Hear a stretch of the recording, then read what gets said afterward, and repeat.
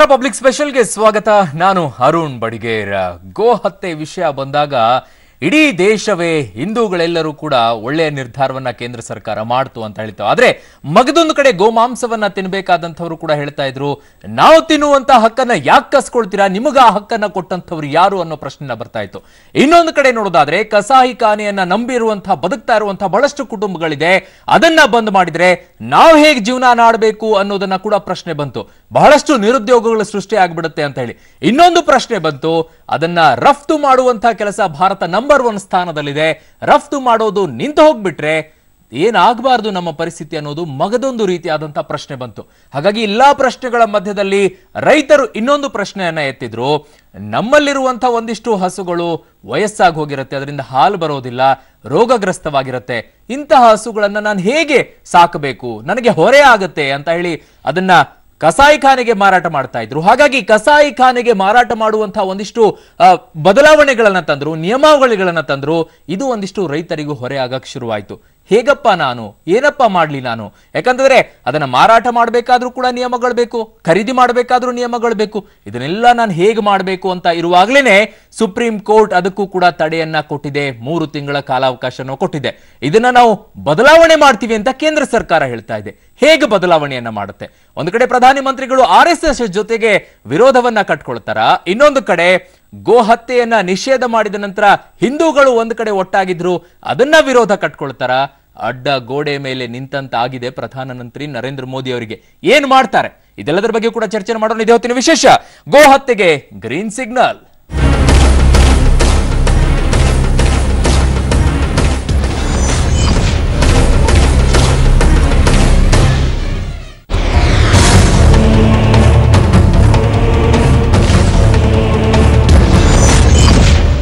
ಗೋಭಕ್ತ ಮೋದಿಗೆ ಭಾರಿ ಮುಖಭಂಗ.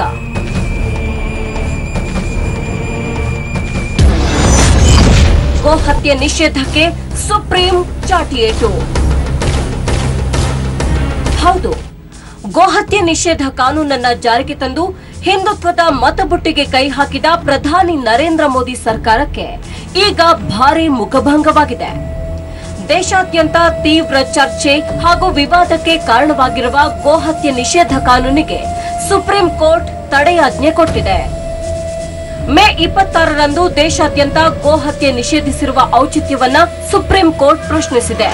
ಅಲ್ಲದೆ ಈ ಬಗ್ಗೆ ಸ್ಪಷ್ಟೀಕರಣ ನೀಡುವಂತೆ 3 ವಾರಗಳ ಕಾಲಾವಕಾಶ ಕೊಟ್ಟಿದೆ.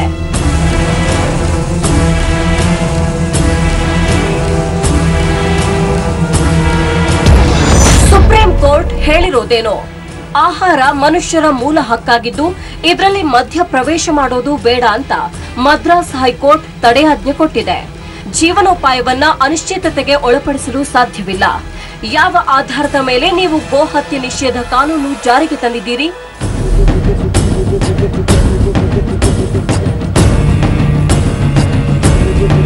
ಈ ಬಗ್ಗೆ ಮಾಹಿತಿ ನೀಡಿ ಅಂದಿರುವ ಸುಪ್ರೀಂ ಕೋರ್ಟ್, ಗೋ ಹತ್ಯೆ ನಿಷೇಧಕ್ಕೆ ಮದ್ರಾಸ್ ಹೈಕೋರ್ಟ್ ನೀಡಿರುವ ತಾತ್ಕಾಲಿಕ ತಡೆಯಾಜ್ಞೆ ಆದೇಶ ದೇಶಾದ್ಯಂತ ಅನ್ವಯಿಸುತ್ತೆ ಅಂತ ಹೇಳಿದೆ.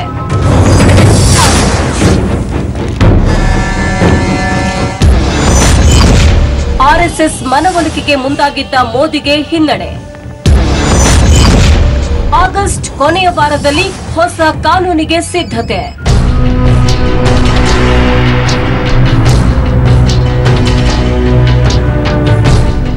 ಇನ್ನು ಗೋಹತ್ಯೆ ನಿಷೇಧ ಕಾನೂನನ್ನ ತರಾತುರಿಯಲ್ಲಿ ಜಾರಿಗೆ ತಂದು ವಿವಾದಕ್ಕೀಡಾಗಿದ್ದ ಪ್ರಧಾನಿ ನರೇಂದ್ರ ಮೋದಿ ಸರ್ಕಾರಕ್ಕೆ ಸುಪ್ರೀಂ ಚಾಟಿ ಬೀಸ್ತಾ ಇದ್ದಂತೆ ತಡವಾಗಿ ಜ್ಞಾನೋದಯವಾಗಿದೆ. ಸದ್ಯ ಕಾನೂನು ಪರಿಷ್ಕರಿಸಿ ಆಗಸ್ಟ್ ಕೊನೆಯ ವಾರದಲ್ಲಿ ಹೊಸದೊಂದು ಕಾನೂನು ಜಾರಿಗೆ ತರುವುದಾಗಿ ಸುಪ್ರೀಂ ಕೋರ್ಟ್ಗೆ ಭರವಸೆ ಕೊಟ್ಟಿದೆ.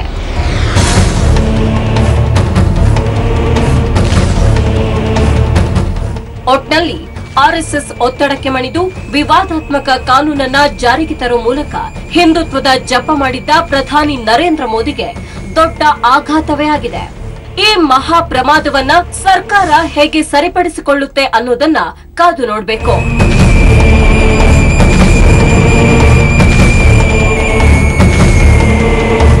Bureau report, public TV. ಇದರ ಬಗ್ಗೆ ಚರ್ಚೆಯನ್ನ ಮಾಡ್ತೀನಿ. ಆದ್ರೆ ಅದಕ್ಕೂ ಮೊದಲು ಶೋಭಾ ಕರಂದ್ಲಾಜೆ ಅವರು ಸಂಸದೆಯರು ಮಾತಾಡಿದ್ದಾರೆ. ಈ ವಿಷಯದ ಬಗ್ಗೆ ಏನ್ ಮಾತಾಡಿದ್ದಾರೆ ನೋಡಿ. ಮಾಡುವಂತ ಕೆಲಸ ಈ ದೇಶದಲ್ಲಿ ಗೋಹತ್ಯೆ ನಿಷೇಧ ಕಾನೂನು ಜಾರಿಗೆ ಬರಲೇಬೇಕು. ಸುಪ್ರೀಂ ಕೋರ್ಟ್ಗೆ ಕನ್ವಿನ್ಸ್ ಮಾಡುವಂತ ಕೆಲಸವನ್ನು ಕೂಡ ಕೇಂದ್ರ ಸರ್ಕಾರ ಮಾಡುತ್ತೆ. ಕೇಂದ್ರ ಸರ್ಕಾರ ಇದರ ಬಗ್ಗೆ ಸರಿಯಾದಂತ ನಿರ್ಧಾರವನ್ನು ತಗೊಳ್ಳುತ್ತೆ ಮತ್ತು ಸುಪ್ರೀಂ ಕೋರ್ಟ್ಗೆ ಮನವರಿಕೆ ಮಾಡುವಂತ ಕೆಲಸವನ್ನ ನಮ್ಮ ಸರ್ಕಾರ ಮಾಡುತ್ತೆ ಅನ್ನುವಂಥ ವಿಶ್ವಾಸ ನಮ್ಮಲ್ಲಿದೆ. ಓಕೆ, ನನ್ನ ಜೊತೆಗೆ ಅತಿಥಿಗಳಿದ್ದಾರೆ. ಅತಿಥಿಗಳ ಜೊತೆಗೆ ಚರ್ಚೆಯನ್ನು ಮಾಡ್ತೀನಿ. ಮೊದಲೇದಾಗಿ ಮಾಜಿ ಕಾರ್ಪೊರೇಟರ್ ಆಗಿರುವಂತಹ ಶಿವಕುಮಾರ್ ಅವರಿದ್ದಾರೆ. ಕಾರ್ಯಕ್ರಮಕ್ಕೆ ಸ್ವಾಗತ ಸರ್. ಇನ್ನು ನಮ್ಮ ಜೊತೆಗೆ ಪ್ರಗತಿಪರ ಚಿಂತಕರು ಜೊತೆಗೆ ವಕೀಲರು ಆಗಿರುವಂತಹ ಅನಂತ್ ನಾಯಕ್ ಅವರಿದ್ದಾರೆ. ಕಾರ್ಯಕ್ರಮಕ್ಕೆ ಸ್ವಾಗತ ಸರ್. ಇನ್ನು ನಮ್ಮ ಜೊತೆಗೆ ಅಣ್ಣಯ್ಯ ವಿನಾಯಕ ವಿಶ್ವ ಹಿಂದೂ ಪರಿಷತ್ನಿಂದ ಕಾರ್ಯಕ್ರಮಕ್ಕೆ ಸ್ವಾಗತ. ಇನ್ನು ನಮ್ಮ ಜೊತೆಗೆ ಮುಸ್ಲಿಂ ಕೌನ್ಸಿಲ್ನಿಂದ ಮುಸ್ತಫಾ ಅವರಿದ್ದಾರೆ. ಕಾರ್ಯಕ್ರಮಕ್ಕೆ ಸ್ವಾಗತ ಸರ್. ಎಸ್ ಮುಸ್ತಫಾ ಅವರೇ, ಈ ಕೋರ್ಟ್ ಆದೇಶ ಸ್ವಾಗತವನ್ನ ಕೊಡ್ತಾ ಇದ್ದೀರಾ ಸರ್? ಇದು ಪ್ರಜಾಪ್ರಭುತ್ವ ವ್ಯವಸ್ಥೆಗೆ ಒಂದು ನಿದರ್ಶನ ಅಂತ ಹೇಳ್ಬೋದು. ಸಂವಿಧಾನವನ್ನು ಎತ್ತಿಡಿಯುವಂತ ಕೆಲಸ ನಮ್ಮ ಉಚ್ಚ ನ್ಯಾಯಾಲಯ ಮಾಡಿದೆ ಅಂತ ಹೇಳಕ್ ಇಚ್ಛೆ ಪಡ್ತೀನಿ. ಸಂವಿಧಾನದಲ್ಲಿ ಆಹಾರ ಪದ್ಧತಿಯನ್ನು ಅವರವರು ನಿರ್ಧಾರ ಮಾಡುವಂತ ಹಕ್ಕಿರೋದ್ರಿಂದ ಆ ಸಂವಿಧಾನವನ್ನು ಎತ್ತಿಡಿದಿದೆ. ಹಾಗೆ ಪ್ರಜಾಪ್ರಭುತ್ವ ವ್ಯವಸ್ಥೆಯನ್ನು ಕಾಯಂಗೊಳಿಸಲು ಒಂದು ಸ್ಪಷ್ಟವಾದ ನಿದರ್ಶನವನ್ನು ಇವತ್ತು ಸುಪ್ರೀಂ ಕೋರ್ಟ್ ಮುಖಾಂತರ ಇಡೀ ನಮ್ಮ ದೇಶಕ್ಕೆ ಒಂದು ಒಳ್ಳೆಯ ಒಂದು ಸಂದೇಶವನ್ನು ರವಾನಿಸಿದೆ. ಎಸ್, ಹಾಗಿದ್ರೆ ಶಿವಕುಮಾರ್ ಅವರೇ, ಸುಮ್ನೆ ಮೈ ಮೇಲೆ ಎಳ್ಕೊಂಡ್ರ ಇದನ್ನ? ಇರ್ಲಾರದೆಲ್ಲ ಮೈ ಮೇಲೆ ಇರುವೆ ಬಿಟ್ಕೊಂಡ್ರಲ್ಲ, ಹಂಗಾಯ್ತಾ ಅಂತ? ಖಂಡಿತ ಇಲ್ಲ. ನೋಡಿ, ಇದೇ ಸಂವಿಧಾನ ಬಾಬಾ ಸಾಹೇಬ್ ಅಂಬೇಡ್ಕರ್ ಅವರು ಆರ್ಟಿಕಲ್ 48 ಅಲ್ಲಿ 1949 ಬರೆದಿದ್ದಾರೆ. ಏನಂತ ಹೇಳಿದ್ದಾರೆ, ಈ ಭಾರತ ದೇಶ ಕೃಷಿ ಪ್ರಾಧಾನ್ಯವಾದ ದೇಶ. ಇವತ್ತಿಂದ ಗೋವುಗಳಿಂದ ನಾವು ಇವತ್ತು ಕೃಷಿಯನ್ನ ಮಾಡ್ತಾ ಇದ್ದೀವಿ. ಹಾಗಾಗಿ ರೈತರ ಅನುಕೂಲಕ್ಕಾಗಿ ಹಾಗೂ ಇವತ್ತಿನ ದಿವಸ ನಾವು ಏನು ಕೃಷಿ ಮಾಡ್ತಾ ಇದ್ದೀವಿ, ಅದರಿಂದ ಬದುಕನ್ನ ಮಾಡ್ತಾ ಇದ್ದೀವಿ, ಬದುಕನ್ನ ಕಂಡ್ಕೊಳ್ತಾ ಇದ್ದೀವಿ. ಅದ್ರ ಜೊತೆಗೆ ಇವತ್ತಿನ ದಿವಸ ಕೃಷಿಯನ್ನ ಇವತ್ತು ನಾವು ಅವಲಂಬಿತರಾಗಿದ್ದ ಗೋವು ಇವತ್ತಿನ ದಿವಸ ನಮ್ಮೆಲ್ಲ ರೀತಿಯ ಸಹಕಾರ ನೀಡ್ತಾ ಇದೆ. ಮತ್ತು ಅದ್ರ ಜೊತೆಗೆ ಗೋ ಹತ್ಯೆ ಮಾಡೋದು ಬೇಡ, ಮತ್ತೆ ಇನ್ನು ಪರಿಸರ ಹಾನಿ ಕೂಡ ಇದರಿಂದ ಆಗುತ್ತೆ ಅಂತೇಳಿ ಅವತ್ತಿನ ದಿವಸ ಬಾಬಾ ಸಾಹೇಬ್ ಅಂಬೇಡ್ಕರ್ ಯಾವ ರೀತಿ ಅನಂತ್ ನಾಯಕ್ ಅವರೇ ಪರಿಸರ ಹಾನಿ ಹೇಗಾಗುತ್ತೆ? ಇಲ್ಲ, ಬಾಬಾ ಸಾಹೇಬ್ ಅಂಬೇಡ್ಕರ್ ಅವರು ಅಥವಾ ಸಂವಿಧಾನದೊಳಗಡೆ ಎಲ್ಲಿಯೂ ಕೂಡ ಆಹಾರಕ್ಕಾಗಿ ನಾವು ಇಂಥದ್ದನ್ನೇ ಬೆಳೆಸಬೇಕು ಅನ್ನುವಂಥ ಚರ್ಚೆನೆ ಮಾಡಿಲ್ಲ. ಸಂವಿಧಾನದ ಆರ್ಟಿಕಲ್ 48 ಅಲ್ಲಿ ಬಹಳ ಸ್ಪಷ್ಟವಾಗಿ ಹೇಳ್ತದೆ, ಕೃಷಿ ಮತ್ತು ಪಶುಪಾಲನೆಯ ಆಧುನಿಕ ಮತ್ತು ವೈಜ್ಞಾನಿಕ ರೀತಿಗಳಲ್ಲಿ ಸಂಘಟನೆಗೊಳಿಸೋದಕ್ಕಾಗಿ ಪ್ರಯತ್ನಿಸಬೇಕು. ವಿಶೇಷವಾಗಿ ತಳಿಗಳ ಸಂರಕ್ಷಿಸಿ ಉತ್ತಮಗೊಳಿಸಬೇಕು. ಹಾಲು ಕೊಡುವ ದನ ವಧೆಯನ್ನು ನಿಷೇಧಿಸುವುದಕ್ಕಾಗಿ ಕ್ರಮ ಕೈಗೊಳ್ಳತಕ್ಕದ್ದಂಥ ಸಂವಿಧಾನದ ಆರ್ಟಿಕಲ್ 40 ಹೇಳ್ತದೆ.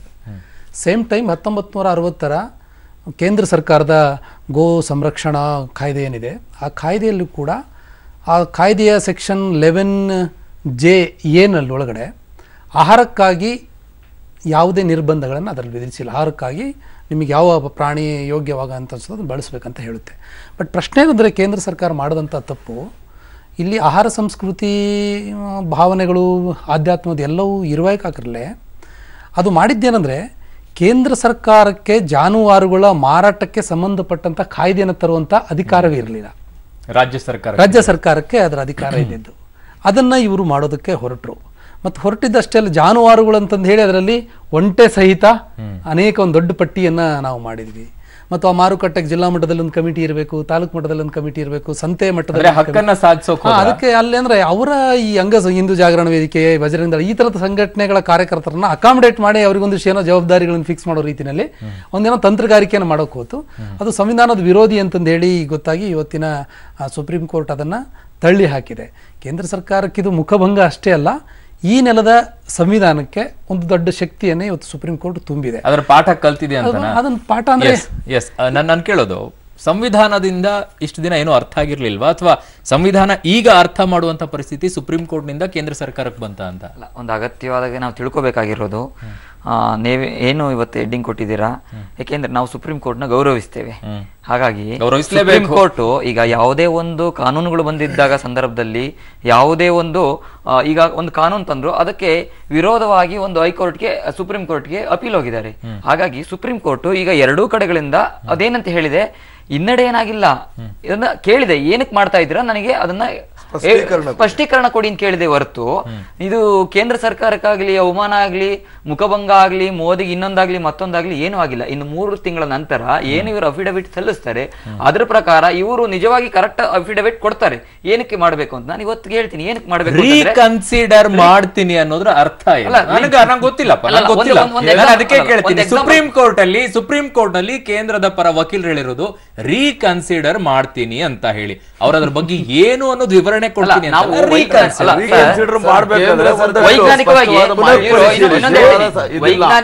ಏನ್ ಮಾಡಬೇಕು ಏನ್ ಬಿಡ್ಬೇಕು ಅಂತ ಹೇಳಿ ಕೇಂದ್ರ ಸರ್ಕಾರಕ್ಕೆ ಸ್ಪಷ್ಟವಾದಂತ ಒಂದು ನಿಲುವಿಲ್ಲ. ಅಂದ್ರೆ ಏನ್ ಹೇಳ್ತಾರೆ, ಉತ್ತರ ಪ್ರದೇಶದಲ್ಲಿ ಹೇಳ್ತಾರೆ ಕಸಾಯಿ ಖಾನೆಗಳನ್ನು ನಿಷೇಧ ಮಾಡ್ತೀವಿ ಅಂತ ಹೇಳ್ತಾರೆ. ಅಂದ್ರೆ ಅಧಿಕೃತ ಅನಧಿಕೃತ, ಅಂದ್ರೆ ಅಧಿಕೃತವಾಗಿ ಲೈಸೆನ್ಸ್ ಕೊಟ್ಟಿರೋದು ಅವರು ವಧೆ ಮಾಡ್ಕೋಬಹುದು, ಬೇರೆ ಕಡೆ ಮಾಡಂಗಿಲ್ಲ. ಇವೆಲ್ಲ ಒಂದು ಸ್ಪಷ್ಟ ನಿರ್ಧಾರ ತಗೊಳ್ಳಿ.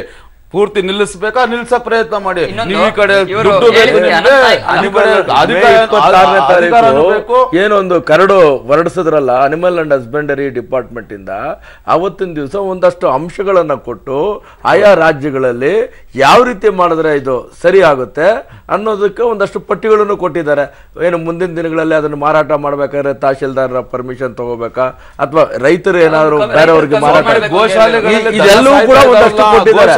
ದುಸ್ಥಿತಿ ನೋಡಿ ಅಟ್ ದಿ ಸೇಮ್ ಟೈಮ್ ಅವ್ರು ಹೇಳಿರೋ ಅಂತದ್ದು ಇವತ್ತಿನ ದಿವಸ ಯಾರೋ ಒಬ್ರು ಹೈಕೋರ್ಟ್ಗೆ ಅಪೀಲ್ ಹೋಗಿರೋದ್ರಿಂದ ಇವತ್ತು ಸುಪ್ರೀಂ ಕೋರ್ಟ್ ಮಧ್ಯಪ್ರವೇಶಿಸಿ ಇದನ್ನ ಪುನರ್ ಪರಿಶೀಲಿಸಿ ಒಂದಷ್ಟು ವಿಷಯಗಳನ್ನ ವಾಪಸ್ ಬರ್ತೇನೆ. ನನ್ನ ಜೊತೆಗೆ ಮತ್ತೊಬ್ಬ ಅತಿಥಿ ಕೂಡ ಜಾಯ್ನ್ ಆಗಿದ್ದಾರೆ, ಪ್ರೊಫೆಸರ್ ಮಹೇಶ್ ಚಂದ್ರ ಗುರು ಅವರು ಮೈಸೂರಿನಿಂದ ಜಾಯ್ನ್ ಆಗಿದ್ದಾರೆ. ಸರ್ ನಮಸ್ಕಾರ, ಕಾರ್ಯಕ್ರಮಕ್ಕೆ ಸ್ವಾಗತ ಸರ್. ನಮಸ್ಕಾರ. ಎಸ್, ನನ್ನ ಧ್ವನಿ ಕೇಳಿಸ್ತಾ ಇದ್ರೆ ಪ್ರೊಫೆಸರ್ ಸರ್, ಸುಪ್ರೀಂ ಕೋರ್ಟ್ ನಿಂದ ಕೇಂದ್ರ ಸರ್ಕಾರಕ್ಕೆ ಇದೊಂದು ಪಾಠ ಅಂತ ನಾವು ಅರ್ಥಕೊಳ್ಬೇಕಾ, ಅಥವಾ ಸುಪ್ರೀಂ ಕೋರ್ಟ್ ಹೇಳಿದೆ ನಾನು ಅದನ್ನ ರೀಕನ್ಸಿಡರ್ ಮಾಡಿ ನಾನು ಮಾಡಿರುವಂತ ತಪ್ಪನ್ನ ತಿದ್ಕೊಳ್ತೀನಿ ಅಂತ ಕೇಂದ್ರ ಸರ್ಕಾರ ಅರ್ಥ ಮಾಡ್ಕೊಳ್ಬೇಕಾ? ಹೇಗೆ ಅರ್ಥ ಮಾಡ್ಕೊಳ್ಬೇಕು ಇದನ್ನ? ಇದು ವಾಸ್ತವವಾಗಿ ಸಂವಿಧಾನದ ಪರಿಚ್ಛೇದ 19 ಏನಿದೆ, ಮೂಲಭೂತ ಹಕ್ಕುಗಳು, ಆ ಹಕ್ಕುಗಳಿಗೆ ಗೌರವ ಕೊಡಬೇಕು, ಮನುಷ್ಯರ ಬದುಕುವ ಹಕ್ಕನ್ನ ಗೌರವಿಸಬೇಕು, ಮನುಷ್ಯರ ರೈಟ್ ಟು ಲೈವ್ಲಿಹುಡ್ ಏನಿದೆ, ಜೀವನೋಪಾಯ ಹಕ್ಕು, ಅದನ್ನ ಗೌರವಿಸಬೇಕು. ಆಹಾರ ಸ್ವಾತಂತ್ರ್ಯ ಮೂಲಭೂತ ಹಕ್ಕುಗಳಲ್ಲಿ ಒಂದು, ಅದನ್ನು ಕೂಡ ಗೌರವಿಸಬೇಕು. ಮತ್ತು ಈ ಭಾರತ ದೇಶದಲ್ಲಿ ಪ್ರಾಣಿಗಳಿಗಿಂತ ಮನುಷ್ಯನನ್ನ ಕೀಳಾಗಿ ಕಾಣಬಾರ್ದು. ಗೋ ರಕ್ಷಣೆಯಲ್ಲಿ ಮನುಷ್ಯರ ಹತ್ಯೆ ಆಗಬಾರ್ದು, ಹಕ್ಕುಗಳ ಉಲ್ಲಂಘನೆ ಆಗಬಾರ್ದು ಅಂತ ಹೇಳಿ ಮೂಲಭೂತ ಹಕ್ಕುಗಳಿಗೆ ಅನುಸಾರವಾಗಿ ಸರ್ಕಾರ ಏನು ಕ್ರಮ ಕೈಗೊಳ್ಳಬೇಕು ಅನ್ನೋದ್ರ ಬಗ್ಗೆ ಸುಪ್ರೀಂ ಕೋರ್ಟ್ ಕೊಡ್ತಕ್ಕಂಥದ್ದು ಒಳ್ಳೆಯ ಎಚ್ಚರಿಕೆ ಅಂತಕ್ಕಂಥದ್ದು ನನ್ನ ಅಭಿಪ್ರಾಯ. ಇದು ಗೆಲುವು ಅಲ್ಲ, ಇಂಟೀರಿಯಂ ಅಲ್ಲ, ಪರ್ಮನೆಂಟ್ ಅಲ್ಲ, ಇದೇ ಎಚ್ಚರಿಕೆ, ಇದು ಸಕಾಲಿಕ ಎಚ್ಚರಿಕೆ, ಅತ್ಯಂತ ಸ್ವಾಗತಾರ್ಹವಾದಂತ ತೀರ್ಮಾನ. ಆರ್ಟಿಕಲ್ 51 ಏನಲ್ಲಿ ಏನ್ ಮೆನ್ಷನ್ ಮಾಡಿದೆ ಅಂದ್ರೆ, ಪರಿಸರ ಪ್ರಾಣಿಗಳ ರಕ್ಷಣೆ ಮಾಡ್ತಕ್ಕಂಥದ್ದು ಮನುಷ್ಯರ ಮೂಲಭೂತ ಕರ್ತವ್ಯ, ಒಬ್ಬ ವ್ಯಕ್ತಿಯ ಮೂಲಭೂತ ಕರ್ತವ್ಯ. ಹಾಗಾಗಿ ಒಂದೇ ಹೇಳ್ತೀನಿ, ಹಾಗಾಗಿ ನೀವು ಹಸುವಿನ ಬಗ್ಗೆ ಮಾತಾಡ್ಲಿಕ್ಕೆ ಬಂದ್ರೆ ನಾಳೆ ನೀವು ಸಿಂಹ ಬೇಕು ಅಂತ, ನಾಳೆ ನೀವು ಹೇಳ್ತೀರಾ ಸಿಂಹ ಬೇಕು ನನಗೆ ಅಂತ ಹೇಳ್ತೀರಾ, ಹುಲಿ ಬೇಕು ಅಂತ ಹೇಳ್ತೀರಾ, ನಾಳೆ ಹೇಳ್ತೀರಾ ನನ್ನ ಹಕ್ಕು ನಾನು ಮನುಷ್ಯನ ತಿಂತೀನಿ ಅಂತ ಹೇಳ್ತೀರಾ, ನಾನು ನಾಳೆ ಅನಂತ ನಾಯ್ಕ ತಿನ್ಬೇಕು ಅಂತ ಹೇಳ್ತೀನಿ, ನೀವು ಅದನ್ನ ಒಪ್ಕೊಳಕ್ ಬರುತ್ತಾ? ಒಬ್ಬ ಹೇಳ್ತಾನೆ ಕುಡ್ಕ, ನಾನು ದಿನವೆಲ್ಲ ಕುಡ್ದಿರ್ತೀನಿ ನನ್ನ ಹಕ್ಕು ಅಂತ. ಸಮಾಜಕ್ಕೆ ಯಾವ್ದು, ಯಾಕೆಂದ್ರೆ ನಾನು ಇದಕ್ಕೆ ಒಂದು ಉದಾಹರಣೆ ಕೊಡ್ತೀನಲ್ಲ, ಇದು ಏನು ಸೈಂಟಿಫಿಕ್ ರೀಸನ್ ಕೊಡ್ತೀನಿ ನಾನು. ಏನ್ ಸೈಂಟಿಫಿಕ್ ರೀಸನ್ ಅಂತಾರೆ, ಇವತ್ತೊಂದು ಹಾಲಿಗೆ ಲೀಟರ್ ಎಷ್ಟು ಒಂದು ಬೆಲೆ ಎಷ್ಟಿದೆ, 1 ಲೀಟರ್ ಬೆಲೆ ಅಂತ 40 ರೂಪಾಯಿ ಇದೆ. ನಿಮ್ಮ ಬಿಜೆಪಿ ಅರುಣಾಚಲದ ಮುಖ್ಯಮಂತ್ರಿಗಳು, ಹಿಮಾಚಲ ಪ್ರದೇಶದ ಮುಖಂಡರುಗಳು, ಒರಿಸ್ಸಾದ ಮಂತ್ರಿಗಳು, ನಿಮ್ಮ ಕೇಂದ್ರದ ಸಚಿವರು, ನಿಮ್ಮ ವೆಂಕಯ್ಯ ನಾಯ್ಡು, ಬಿಜೆಪಿಯ ಕೇರಳದ ಘಟಕ ಎಲ್ಲವೂ ದನದ ಮಾಂಸ ಆಹಾರದ ಕುರಿತಂತೆ ತಕರಾರುಗಳೆಲ್ಲ ಅದು ಆಹಾರದ ಹಕ್ಕ ಅಂತ ಹೇಳಿದ್ರೆ ಮಾತಾಡದೆ ಏನೋ ತಂದು ಮಾತಾಡ್ತಿರಲ್ರಿ. ಮೊದಲು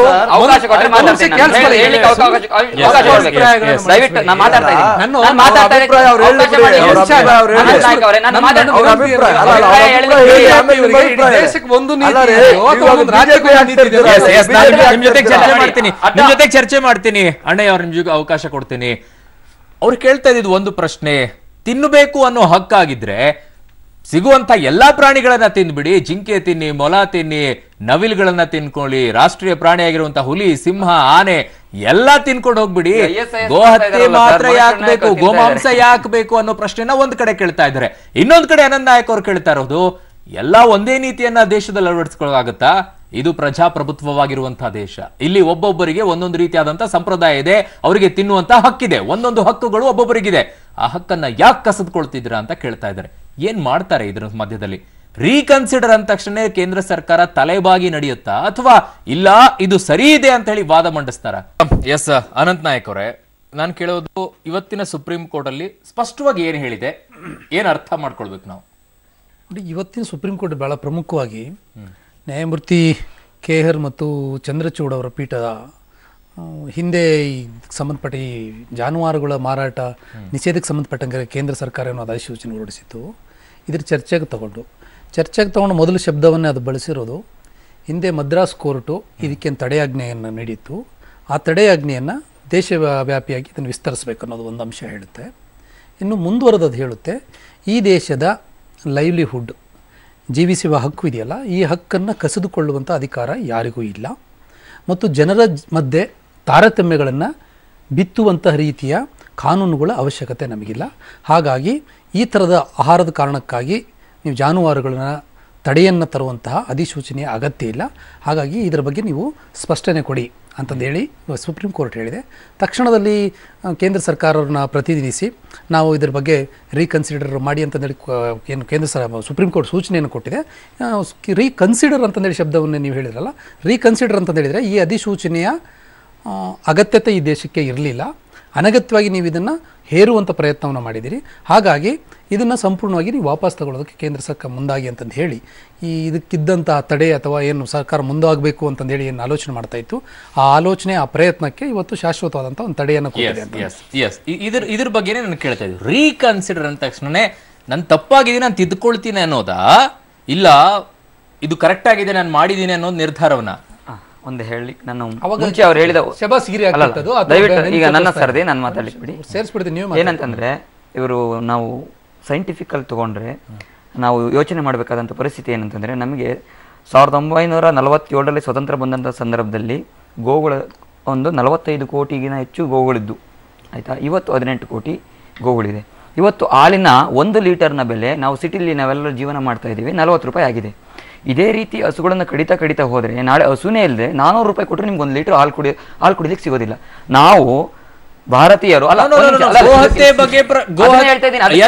ಕೋಣಗಳನ್ನು ಯಾಕೆ ಅದರಲ್ಲಿ ತರಬೇಕಿತ್ತು ಸರ್? ಒಂದ್ ನಿಮಿಷ ಅಲ್ಲಿ ಬರ್ತೀನಿ.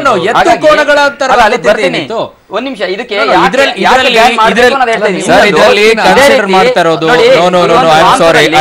ಲೆಡ್, ಕ್ಯಾಡ್ಮಿಯಮ್, ಕ್ರೋಮಿಯಂ, ಫಾಸ್ಫರಸ್ ಜಾಸ್ತಿ. ಆಮೇಲೆ ನೀವು ಇನ್ನೊಂದು ಹೇಳಿದ್ರಿ, ಏನಂತ ಹೇಳಿದ್ರಿ?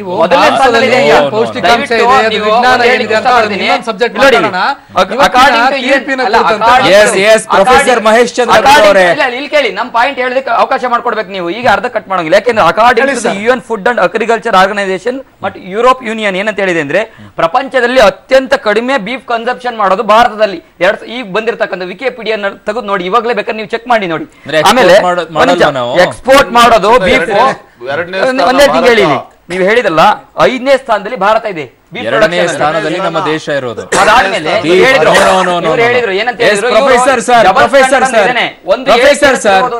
ಇದು ಒಂದು ರೀತಿಯಾಗಿ ಹಿಂದೂಗಳಿಗೆ ನೋವನ್ನ ಉಂಟು ಮಾಡಿದೆ ಇವತ್ತಿನ ತೀರ್ಪು, ಇವತ್ತಿನ ಆದೇಶ.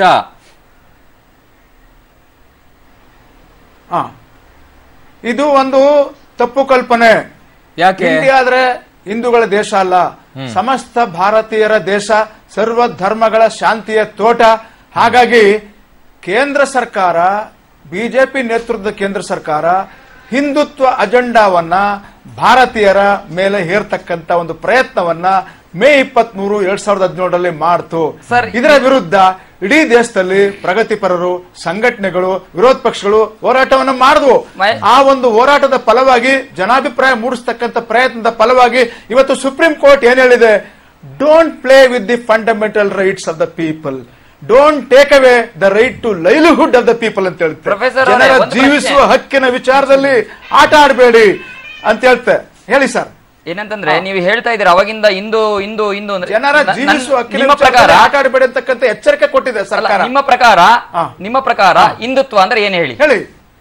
ಸರ್ ಅವ್ರೆ ನೀವು ತಪ್ಪು ಅಲ್ಲ ನೀವು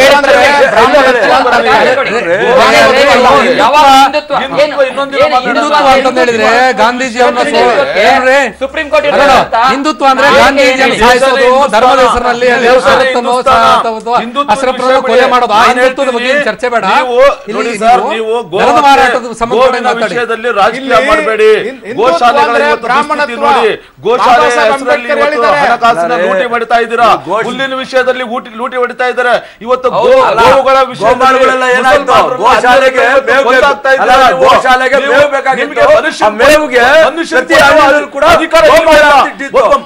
ಶ್ರೇಷ್ಠವಾದ ಜೀವಿ, ಮನುಷ್ಯ ಶ್ರೇಷ್ಠವಾದ ಜೀವಿ, ಮನುಷ್ಯನಿಗೆ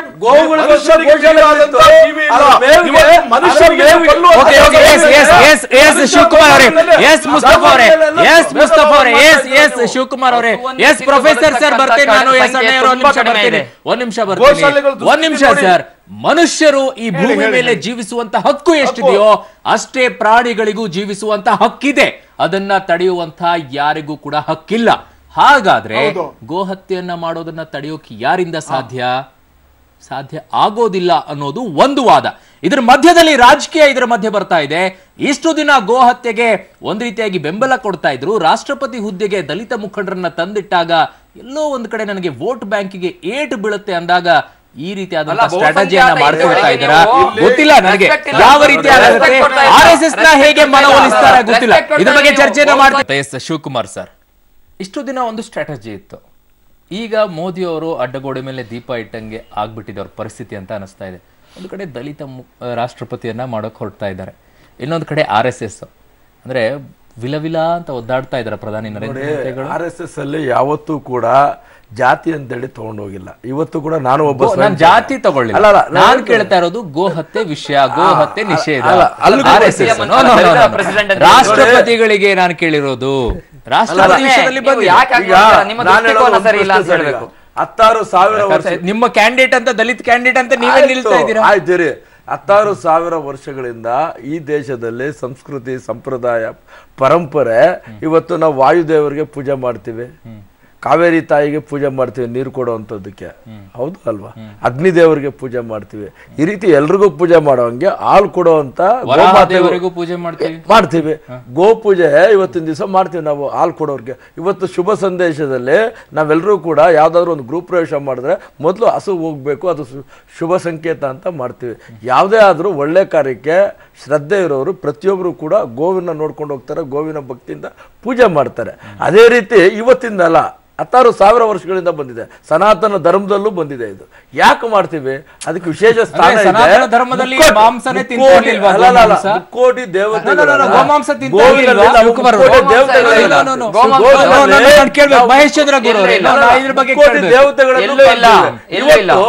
ನಾವು ಬಹುತೇಕ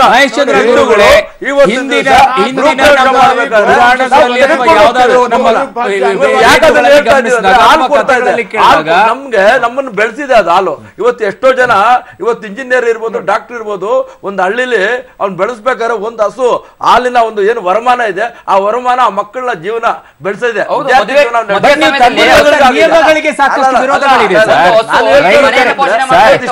ಮಹೇಶ್ ಚಂದ್ರ ಗುರು ಅವರೇ, ನಾನ್ ನಿಮಗೊಂದು ಪ್ರಶ್ನೆ ಕೇಳಬೇಕು. ಹಿಂದೆ ನಮ್ಮ ಪುರಾಣಗಳಲ್ಲಿ ಅಥವಾ ಮಹಾಭಾರತ ರಾಮಾಯಣಗಳಲ್ಲಿ ಇದ್ಯಾವುದು ಗೋಮಾಂಸ ಸೇವನೆ ಇರ್ಲಿಲ್ವಾ ಸರ್? ಸರ್, ಗೋಮಾಂಸ ಇದೆಯೋ ಇಲ್ಲ ಖಂಡಿತ ಇತ್ತು. ಹೇಳ್ತಾ ಇದೀನಿ, ಡಾಕ್ಟರ್ ಬಾಬಾ ಸಾಹೇಬ್ ಅಂಬೇಡ್ಕರ್ ಅವರು 1947ರಲ್ಲಿ ಒಂದು ಕೃತಿ ಬರೆದಿದ್ದಾರೆ. ಏನಪ್ಪಾ ಅಂದ್ರೆ ಹಿಂದೂಸ್ ಏಟ್ ಬೀಫ್ ಅಂತ. ಹಿಂದೂಗಳು ದನದ ಮಾಂಸವನ್ನು ತಿಂದರು ಅಂತಕ್ಕಂಥದ್ದು ಕೃತಿ ಹೆಸರು. ಅದನ್ನ ಜಲಂಧರ್ ನಗರದ ಭೀಮ್ ಪ್ರಕಾಶನ್ ಸಂಸ್ಥೆಯವರು 47ರಲ್ಲೇ ಕೂಡ ಪ್ರಕಟಪಡಿಸಿದ್ದಾರೆ. ಅದರಲ್ಲಿ ಬಾಬಾ ಸಾಹೇಬ್ ಹೇಳ್ತಾರೆ, ಋಗ್ವೇದದ ಕಾಲದಿಂದಲೂ ಕೂಡ ಹಿಂದೂ ಧರ್ಮೀಯರು ಎಲ್ಲಾ ಹೋಮ ಹವನ ಯಜ್ಞ ಯಾಗಾದಿಗಳಲ್ಲಿ ಗೋಮಾಂಸವನ್ನ ತಿಂತಾ ಇದ್ರು, ಗೋವುಗಳನ್ನ ಬಲಿ ಕೊಡ್ತಾರೆ ಅಂತೇಳಿ. ಇದಕ್ಕೆ ಧಾರ್ಮಿಕ ಅನುಮೋದನೆ ಕೂಡ ಇತ್ತು. ಇಲ್ಲಿ ಯಾಜ್ಞವಲ್ಕ ಅಂತಕ್ಕಂಥ ಆತಿಥ್ಯವನ್ನು ಕೊಡುವುದಾದರೆ ಮಾಂಸವನ್ನು ತಿನ್ಬೇಕು ಅಂತ ನಮ್ಮ ಹಿಂದೂ ಪದ್ಧತಿಯಲ್ಲಿ ಹೇಳಿದೆ. ಗೋಮಾಂಸ ಎಲ್ಲಾ ಕಡೆ ಕೂಡ ನಿಷಿದ್ಧವಾಗಿದೆ. ಗೋಮಾಂಸ ಯಾವ ಬಹಳ ಇಷ್ಟವಾದ ಗೋಮಾಂಸ ಅದೇ ಬಾಬಾ ಸಾಹೇಬ್ ಅಂಬೇಡ್ಕರ್ ಹೇಳ್ತಕ್ಕಂಥದ್ದು ನೀವು ನೋಡಿ. ಬಾಬಾ ಸಾಹೇಬ್ ಅಂಬೇಡ್ಕರ್ ಹಿಂದೂಗಳು ಗೋಮಾಂಸ ತಿಂದರಂತ ಸ್ಪಷ್ಟವಾಗಿ ದಾಖಲೆ ಸಮೇತ ಗಾಂಧೀಜಿಯವರು ಮತ್ತೆ ಡಾಕ್ಟರ್ ಬಿ ಆರ್ ಅಂಬೇಡ್ಕರ್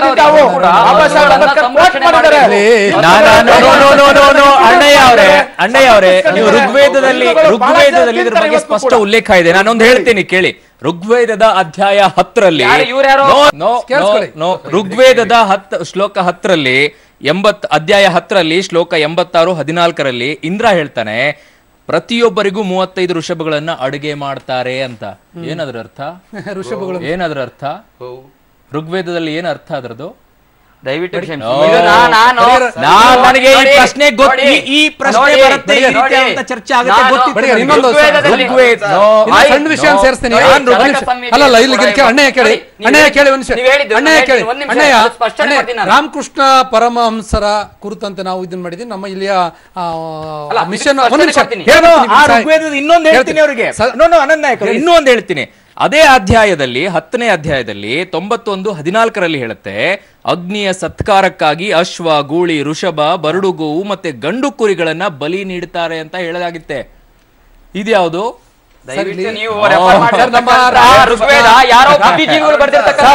ನಮ್ಮ ರಾಮಕೃಷ್ಣ ಮಿಷನ್ ಪ್ರಿಂಟ್ ಮಾಡಿರುವಂತಹ ಬೇಕಾಬಿಟ್ಟಿಯಾಗಿ ಬರೀತಾರೆ. ವಿವೇಕಾನಂದ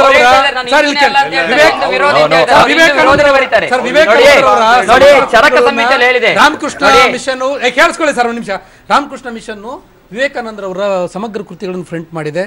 ಸಂಪುಟ 3ರಲ್ಲಿ ಪುಟ 536ರಲ್ಲಿ ಸ್ವಾಮಿ ವಿವೇಕಾನಂದರು ಹೇಳ್ತಾರೆ, ಪ್ರಾಚೀನ ಹಿಂದೂ ವಿಧಿ ಆಚರಣೆಗಳಲ್ಲಿ ದನದ ಮಾಂಸ ತಿನ್ನದಿದ್ದರೆ ಆತ ಪರಿಪೂರ್ಣ ಹಿಂದುವೇ ಆಗಿರಲು ಸಾಧ್ಯವಿರಲಿಲ್ಲ. ದನವನ್ನು ಕೇಳಿಸ್ಕೊಳ್ರಿ, ದನವನ್ನು ತಿನ್ನದೆ ಯಾವ ಬ್ರಾಹ್ಮಣನೂ ಬ್ರಾಹ್ಮಣನಾಗಿರಲು ಸಾಧ್ಯವಿರಲಿಲ್ಲ. ಸನ್ಯಾಸಿಗಳು, ರಾಜರು ಅತಿಥಿಗಳಾಗಿ ಮನೆಗೆ ಬಂದರೆ ಅತ್ಯುತ್ತಮವಾದ ದನಗಳನ್ನ ಕಡಿಯಲಾಗುತ್ತಿತ್ತು ಎಂಬುದನ್ನು ವೇದಗಳಲ್ಲಿ ಸ್ಪಷ್ಟವಾಗಿ ಹೇಳಲಾಗಿದೆ. ಗಾಂಧೀಜಿ ಅವರ ಬಗ್ಗೆ ಹೇಳಿದ್ರಲ್ಲ, 1947 ಜುಲೈ ಗಾಂಧೀಜಿ ಅಂತ ಹೇಳ್ತಾರೆ.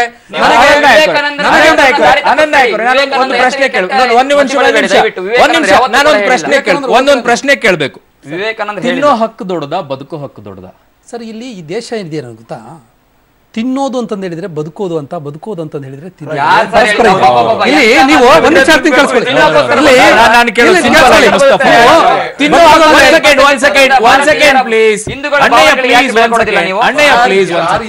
ತಿನ್ನೋ ಹಕ್ಕು ದೊಡ್ಡದಾ, ಬದುಕೋ ಹಕ್ಕು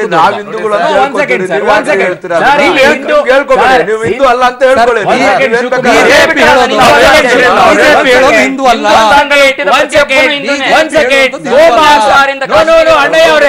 ಗೋಮಾಂಸ ತಿನ್ನುವಂತದ್ದು ಒಂದೇ ಧರ್ಮಕ್ಕೆ ಸಂಬಂಧಪಟ್ಟದ್ದಲ್ಲ. ಎಲ್ಲಾ ಧರ್ಮದಲ್ಲೂ ತಿಂತಾರೆ ಗೋಮಾಂಸವನ್ನ, ಗೊತ್ತಿದೆ. ನಾನು ಕೇಳ್ತಾ ಇರುವಂತದ್ದು, ತಿನ್ನೋ ಹಕ್ಕು ದೊಡ್ಡದಾ ಅಥವಾ ಬದುಕೋ ಹಕ್ಕು ದೊಡ್ಡದಾ? ಉತ್ತರ ಸಿಂಪಲ್. ಅರುಣ್ ಸರ್, ಮನುಷ್ಯ ತಿಂದು ಬದುಕಿದ್ರೇನೆ ಅವನು ಬದುಕೋ ಹಕ್ಕು ಪಡ್ಕೊಳ್ಳೋದು. ನಾನು ಕೇಳ್ತಾ ಇರೋದು, ಹಕ್ಕುಗಳಲ್ಲಿ ತಿನ್ನೋ ಹಕ್ಕು ದೊಡ್ಡದಾ, ಬದುಕೋ ಹಕ್ಕು ದೊಡ್ಡದು? ಹೌದಾ? ಬದುಕೋ ಹಕ್ಕು ಯಾಕೆ ಕೊಡ್ತಾ ಇಲ್ಲ ನೀವು ಗೋವುಗಳಿಗೆ? ಅದನ್ನ ತಿಂದೇ ಬದುಕಬೇಕು ಅಂತ ಇದೆಯಾ? ಅದನ್ನ ತಿಂದೇ ಬದುಕಬೇಕು ಅಂತ ಇದೆಯಾ? ಕೇಳಿ, ನೋಡಿ ನಿಮ್ ಪ್ರಶ್ನೆ ಗೋವು ಸಿಂಪಲ್ ಆಗಿ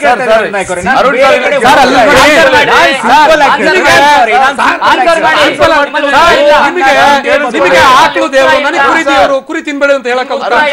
ಕೋಳಿ ದೇವರು ಕೋಳಿ ತಿನ್ಬೇಡಿ ಅಂತ ಹೇಳಕ್ಕಾಗುತ್ತಾ? ಆಚರಣೆ ಅದು, ಅವ್ರ ಸಂಸ್ಕೃತಿ ಪವಿತ್ರ ಅದು, ಅದಕ್ಕೆ ದನ ಪವಿತ್ರ ಪೂಜೆ ಮಾಡಿ, ನನಗೆ ಅದು ದನ ಪವಿತ್ರ ಪೂಜೆ ಮಾಡ್ತೀನಿ.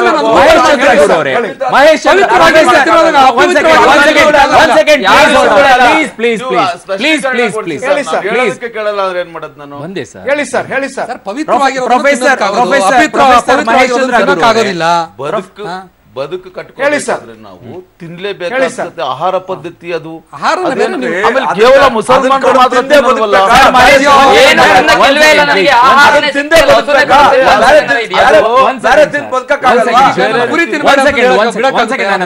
ಮಹೇಶ್ ಚಂದ್ರ ಗುರು ಅವರೇ, ನಾನು ಕೇಳುವಂತ ಈರುಳ್ಳಿ ಬೆಳ್ಳುಳ್ಳಿ ತಿಂದಿರೋ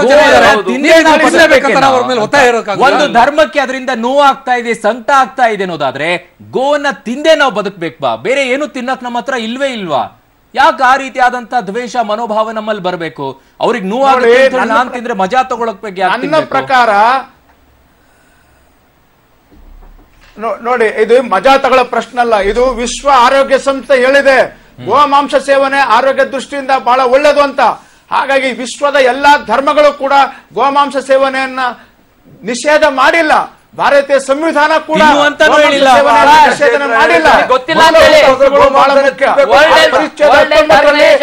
ಮಾನವನ ಬದುಕನ್ನು ಪ್ರತಿಪಾದನೆ ಸಂವಿಧಾನ.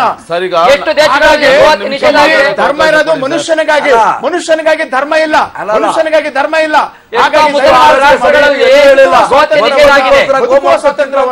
ಕಸಿದುಕೊಳ್ಳಬಾರ್ದು ಅಂತಕ್ಕಂಥ ದಯವಿಟ್ಟು ನೀವು ಏನೇನೋ ಹೇಳ್ಬೇಡಿ, ನಿಮಗೆ ಮನೆ ಬಂದಂಗೆಲ್ಲ ಹೇಳೋದಕ್ಕೆಲ್ಲ ಇರೋದು.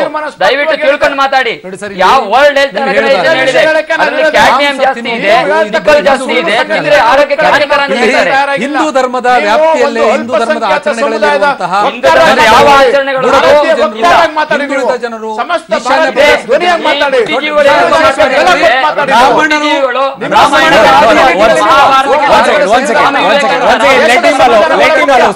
ಒಂದ್ ನಿಮಿಷ ಅವ್ರಿಗೆ ಮಾತಾಡಕ್ ಬಿಡಿ ಅಣ್ಣ, ಒಂದ್ ನಿಮಿಷ ಮಾತಾಡ. ಸ್ವಾಮಿ ವಿವೇಕಾನಂದರು ಗೋಮಾಂಸವನ್ನ ತಿಂತಾ ಇದ್ರು.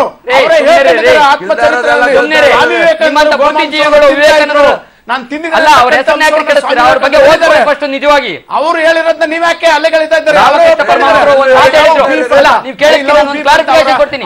ರಾಮಕೃಷ್ಣ ಪರಮಹಂಸರು ಏನ್ ಹೇಳಿದ್ರು ಅಂದ್ರೆ, ವಿವೇಕಾನಂದರು ಏನು ಅವರು ದನವನ್ನು ತಿನ್ಕೊಂಡು ಬಂದ್ರು ನಾನು ಅವನ್ನ ಅಕ್ಸೆಪ್ಟ್ ಮಾಡ್ತೀನಿ ಅಂತ ಹೇಳಿದ್ರು. ಯಾಕೆ ಅಂತಂದ್ರೆ ವಿವೇಕಾನಂದರಲ್ಲಿ ಆಧ್ಯಾತ್ಮ ಜ್ಯೋತಿ ಅಷ್ಟಿತ್ತು, ಅವರು ಅತಿ ಜ್ಞಾನಿಗಳು. ಅವ್ನು ಏನ್ ತಿಂದ್ರು ನಾನು ಅವ್ರನ್ನ ಅಕ್ಸೆಪ್ಟ್ ಮಾಡ್ತೀನಿ ಅಂತ ಹೇಳಿದ್ರೆ ಹೊರತು ಇವರು ವಿವೇಕಾನಂದ ದನ ತಿಂದಿದ್ದಾರೆ ಅಂತ ರಾಮಕೃಷ್ಣ ಪರಮಹಂಸ ಹೇಳಿಲ್ಲ. ಅವ್ರು ಏನಂತ ಹೇಳಿದ್ರು, ಹಸು ತಿಂದು ಬಂದ್ರು ನಾನು ಅಕ್ಸೆಪ್ಟ್ ಮಾಡ್ತೀನಿ ಅಂತ. ಯಾಕೆಂದ್ರೆ ವಿವೇಕಾನಂದರಲ್ಲಿ ಅತ್ಯಂತ ಅಷ್ಟು ಜ್ಞಾನಾಗ್ನಿ ಇತ್ತು. ಅವ್ರು ಏನ್ ತಿಂದ್ರು ಅವ್ರ ದೇವರಿಗೆ ಸಮಾನ. ಹೇಳಿದ್ದು ಆರ್ತಾರ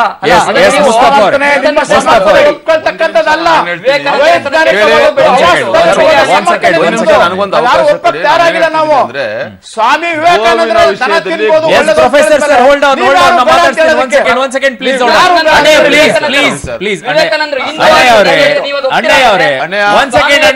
ಹಿಂದೂ ಅಂತ ಹೇಳಿದ್ದಾರೆ.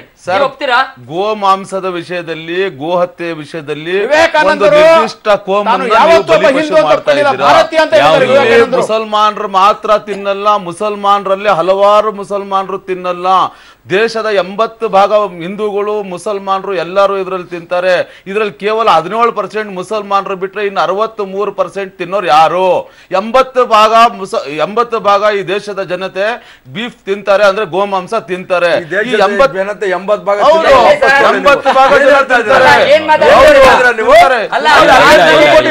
ಕೋಟಿ ಜನ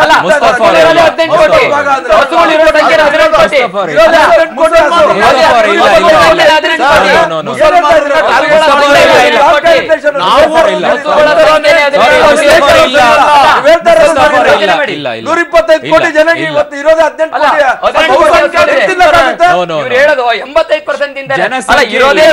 ಕೋಟಿ 18 ಕೋಟಿ ಹಸುಗಳಿದೆ. ನಮ್ಗೆ ಆ ಸಿಗ್ತಿರೋದೇ ಕಷ್ಟ ಆಗ್ತಾ ಇದೆ. ಮುಸಲ್ಮಾನರು 17% ಇರೋದು ದೇಶದಲ್ಲಿ.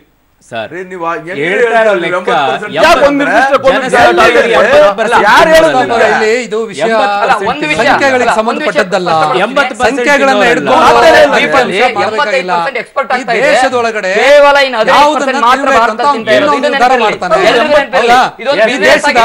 ದೇಶದಲ್ಲಿ ಅದು ದೇಶೀಯ ಹಸುಗಳು ಸಂರಕ್ಷಣೆ ಸಂರಕ್ಷಣೆ ಹೆಸರಿನಲ್ಲಿ ಆತನ ಆಹಾರವನ್ನು ಕಿತ್ತುಕೊಳ್ಳುವಂತ ಅಧಿಕಾರ ಯಾರಿಗೂ ಇಲ್ಲ. ನಾವೆಲ್ಲರೂ ನೆನಪಿಟ್ಕೊಳ್ಬೇಕು.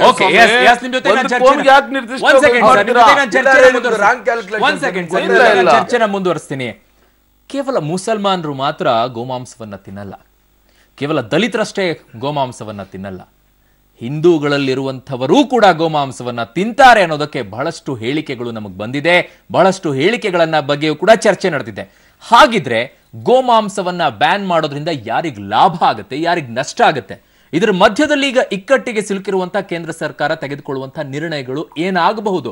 ನಿರ್ಣಯಗಳನ್ನ ಸಡಿಲಿಸ್ತಾರ? ಅಂದ್ರೆ ಖರೀದಿ ಮಾಡಿ 6 ತಿಂಗಳಿಗೆ ಮಾರಾಟ ಮಾಡಬಾರದು ಅನ್ನೋ ನಿಯಮ ಇದೆ, ಅದನ್ನ ಸಡಿಲಿಕೆ ಮಾಡ್ತಾರ? ಅಥವಾ ರೋಗಗ್ರಸ್ತ ವಯಸ್ಸಾಗಿರುವಂತಹ ಹಸುಗಳನ್ನ, ಎತ್ತು ಕೋಣಗಳನ್ನ ಮಾರಾಟ ಮಾಡಬಾರದು ಅಂತ ಇದೆಯಲ್ಲ, ಅದನ್ನು ಸಡಿಲಿಸ್ತಾರ? ಅಥವಾ ಅದನ್ನ ಮಾರಾಟ ಮಾಡಬೇಕಾದ್ರೆ ಸರ್ಕಾರದ ಪರವಾನಿಗೆಯನ್ನ ಪಡ್ಕೊಳ್ಬೇಕು ಅನ್ನೋದಿದೆಯಲ್ಲ, ಅದನ್ನ ಸಡಿಲಿಸ್ತಾರ? ಗೊತ್ತಿಲ್ಲ, ಏನ್ ಮಾಡಬಹುದು? ಈಗ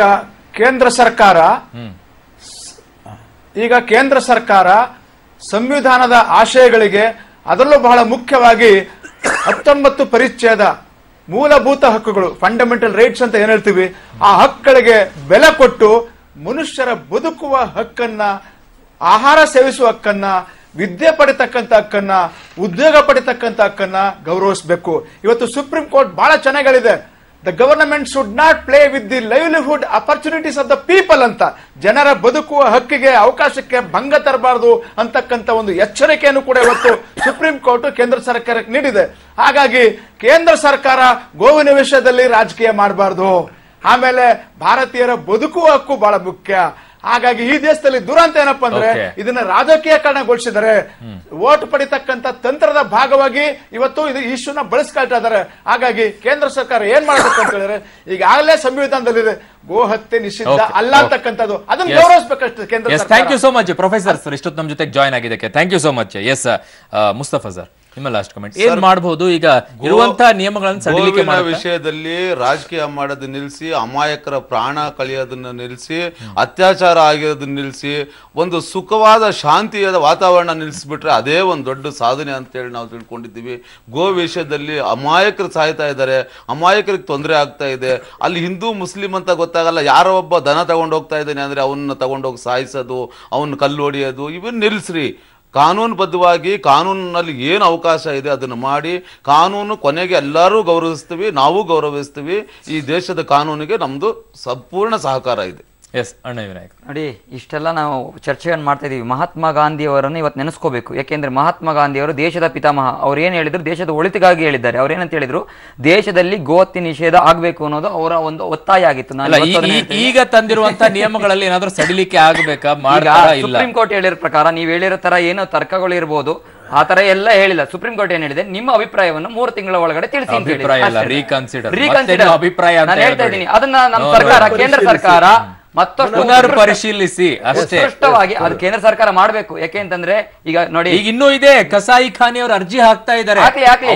ಕೇಂದ್ರ ಸರ್ಕಾರ ಆ 3 ತಿಂಗಳೊಳಗಡೆ ಸರಿಯಾದಂತ ಉತ್ತರವನ್ನ, ಅಂದ್ರೆ ವಿತ್ ರಿಕ್ವೆಸ್ಟ್ ಮಾಡಬೇಕು ಅನ್ನೋದಕ್ಕೆ ವಿತ್ ಪ್ರೂಫ್ ಸುಪ್ರೀಂ ಕೋರ್ಟ್ ಕೊಡಲಿದ್ದಾರೆ. ಸುಪ್ರೀಂ ಕೋರ್ಟ್ ಅದನ್ನ ಅನುಮೋದನೆ ಮಾಡಲಿದೆ. ಇಡೀ ಭಾರತದಲ್ಲಿ ಹಿಂದೂಗಳ ಸಂಖ್ಯೆ 85% ಇದೆ. ನಾವು ಅತ್ಯಂತ ಪೂಜನೀಯ, ನಮ್ಮ ಎತ್ತ ತಾಯಿಯನ್ನು ಬಿಟ್ಟರೆ ಮತ್ತೆ ಪೂಜಿತಕ್ಕಂಥ ಮಹಾತಾಯಿ ಅಂತಂದ್ರೆ ಗೋಮಾತೆ. ಹಾಗಾಗಿ ಗೋಮಾತೆಯಿಂದ ನಮ್ಮ ಜೀವನಗಳು ನಡೀತಾ ಇದೆ, ಇಡೀ ಭಾರತದ ಜೀವನ ನಡೀತಾ ಇದೆ. ಹಾಗಾಗಿ ಅದನ್ನ ಗೋಹತ್ಯೆ ನಿಷೇಧ ಆಗಲೇಬೇಕು. ಹಾಗೆ ಆಗುತ್ತೆ. ನೀವು ಆಗ್ಲೇ ಹೇಳದಾಗೆ ಬದುಕೋದಕ್ಕೋಸ್ಕರ ಗೋ ಹತ್ಯೆ ಮಾಡಿ ತಿಂದು ಬದುಕಬೇಕು ಅನ್ನೋದೇನಿಲ್ಲ. ಬದುಕೋದಕ್ಕೆ ಏನ್ ಬೇಕಾದ್ರೂ ತಿಂದು ಬದುಕಬಹುದು. ಆದ್ರೆ ಗೋ ಹತ್ಯೆನೇ ಯಾಕೆ ಮಾಡ್ಬೇಕು? ಯಾಕಂದ್ರೆ ಬಹುಸಂಖ್ಯಾತರ ಅಷ್ಟೇ ಅಲ್ವಾ, ಬಹುಸಂಖ್ಯಾತರ ಒಂದು ಶ್ರದ್ಧೆ ಇದೆ. ಇವತ್ತಿನ ದಿವಸ ಸನಾತನ ಧರ್ಮದಲ್ಲಿ ಇವತ್ತು ಮುಕ್ಕೋಟಿ ದೇವತೆಗಳನ್ನ ನಾವು ಗೋಮಾತೆಯಲ್ಲಿ ಕಾಣ್ತಾ ಇದ್ದೀವಿ. ಇಂಥದ್ದಿದ್ದಾಗ ಬೇರೆ ತಿನ್ನೋರು ಕೂಡ ಯೋಚನೆ ಮಾಡ್ಬೋದಲ್ವಾ, ಅದನ್ನ ಬಿಟ್ಟು ಬೇರೆದನ್ನ ತಿನ್ಬೋದು ಅಂತ. ಇನ್ನೊಂದು ನಾನು ಹೇಳೋದಕ್ಕೆ ಏನಂದ್ರೆ, ರೈತರಿಗೆ ಸಮಸ್ಯೆ ಆಗುತ್ತೆ, ಇಲ್ಲ ಅಂತಲ್ಲ. ಯಾಕಂದ್ರೆ ಇವತ್ತಿನ ದಿವಸ ಗೋವುಗಳು ಇವತ್ತು ಏನು ಅದು ವಯಸ್ಸಾದ್ಮೇಲೆ ಏನು ಮಾಡೋದು ಅನ್ನೋದು. ಆದರೆ ಅದಕ್ಕೆ ಪರ್ಯಾಯ ವ್ಯವಸ್ಥೆ ಸರ್ಕಾರಗಳು ಮಾಡಬೇಕು. ಹಿಂದೆ ಎಲ್ಲ ಗೋಮಾಳುಗಳು ಸಾಕಷ್ಟಿತ್ತು. ಆ ಗೋಮಾಳುಗಳಲ್ಲಿ ಏನು ಇವತ್ತಿನ ದಿವಸ ಈ ರೀತಿ ಇತಿಹಾಸಗಳನ್ನೆಲ್ಲ ಬಿಡ್ತಾ ಇದ್ರು ಮೇವು ಇದಕ್ಕೆ. ಇವತ್ತು ಮೇವು ಇಲ್ಲ, ಆ ಗೋಮಾಳಗಳು ಇಲ್ಲ. ಅದೆಲ್ಲ ಏನಾಗಿದೆ ಅಂತೇಳಿ ಸರ್ಕಾರ ಫಸ್ಟ್ ಆ ಕೆಲಸ ಎಲ್ಲೆಲ್ಲಿ ಗೋಮಾಳಗಳಿಗೆ ಸರ್ಕಾರಕ್ಕೆ ಆಗ್ಲಿ, ನಮ್ಮ ಸರ್ಕಾರಕ್ಕೂ ಹೇಳ್ತೀನಿ ನಾನು. ಅದೇ ರೀತಿ ಏನು ಇವತ್ತಿನ ದಿವಸ ಗೋ ಶಾಲೆಗಳಿದೆ, ಅದನ್ನ ಮತ್ತೆ ಪುನರ್ ಪರಿಶೀಲಿಸೋದು ಸರ್ಕಾರದ. ನೋಡಿ, ಇಲ್ಲಿ ಭಾರತ ದೇಶದೊಳಗಡೆ ನಮ್ಮ ದೇಶೀಯ ಜಾನುವಾರು ತಳಿಗಳನ್ನ ನಾವು ಸಂರಕ್ಷಣೆ ಮಾಡಬೇಕು, ಅದನ್ನ ಹೆಚ್ಚು ಮಾಡಬೇಕು. ಈ ಕೆಲಸವೇ ಬೇರೆ. ಮತ್ತು ಸೇಮ್ ಟೈಮ್ ಜಾನುವಾರುಗಳನ್ನ ಆಹಾರವಾಗಿ ಬಳಸುವಂತಹ ದೊಡ್ಡ ಸಮುದಾಯ ನಮ್ಮ ದೇಶದೊಳಗಡೆ ಇದೆ. ಹಿಂದೂ ಧರ್ಮದ ಕೇಳಿಸ್ಕೊಳ್ರಿ, ಹಿಂದೂ ಧರ್ಮದ ವ್ಯಾಪ್ತಿಯಲ್ಲಿ ಬ್ರಾಹ್ಮಣರಾದಿಯಾಗಿ ದಲಿತರು, ಬುಡಕಟ್ಟಿನ ಜನ ಇವತ್ತು ಅದರ ಮೇಲೆ ಅವಲಂಬಿತರಾಗಿದ್ದಾರೆ. ಈ ಮಸೂದೆಯನ್ನ ತಂದಾಗ ಸ್ವತಃ ಬಿಜೆಪಿಯ ಒಳಗಡೆನೆ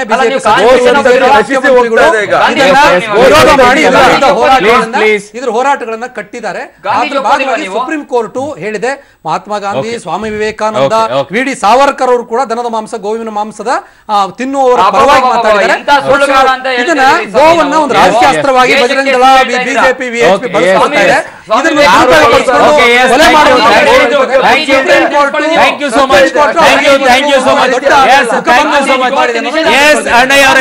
ಥ್ಯಾಂಕ್ ಯು ಮುಸ್ತಫಾ ಅವರೇ, thank you so much. S Anant Nayak ಅವರೇ, thank you so much. Shivakumar sir, thank you so much. Yes, ಇದು ನಿಜಕ್ಕೂ ಕೂಡ ಒಂದು ರೀತಿಯಾಗಿ ಯಾವ ನಿರ್ಧಾರವನ್ನ ಕೇಂದ್ರ ಸರ್ಕಾರ ತೆಗೆದುಕೊಳ್ಳುತ್ತೋ ಅನ್ನೋದು ನಮ್ಗೆ ಗೊತ್ತಿಲ್ಲ. ಆದ್ರೆ ಒಂದಂತೂ ಸ್ಪಷ್ಟವಾಗಿ ಇರೋದು, ಅವರವರು ತಿನ್ನುವಂತ ಹಕ್ಕು ಅವರವರಿಗೆ ಬಿಟ್ಟಂತದ್ದು. ಆದ್ರೆ ಅದನ್ನೇ ತಿಂದು ಬದುಕಬೇಕು ಅನ್ನೋ ಸ್ವಾರ್ಥಿ ಕೂಡ ನಾವು ಆಗಬಾರ್ದು. ಅದರಿಂದ ಇನ್ನೊಬ್ಬರಿಗೇನು ನೋವಾಗುತ್ತೆ ಅನ್ನೋದಾದ್ರೆ ಅದನ್ನು ನಾವು ಅರ್ಥ ಮಾಡ್ಕೊಳ್ಬೇಕು. ಆದ್ರೆ ನಾನು ತಿನ್ಲೇಬೇಕು, ನಾನು ಅದರಿಂದನೇ ಬದುಕ್ತೀನಿ ಅನ್ನೋದಾದ್ರೆ ತಿನ್ನಿ, ನಿಮ್ಮ ಇಚ್ಛೆ, ನಾವೇನು ಹೇಳಕ್ಕಾಗಲ್ಲ.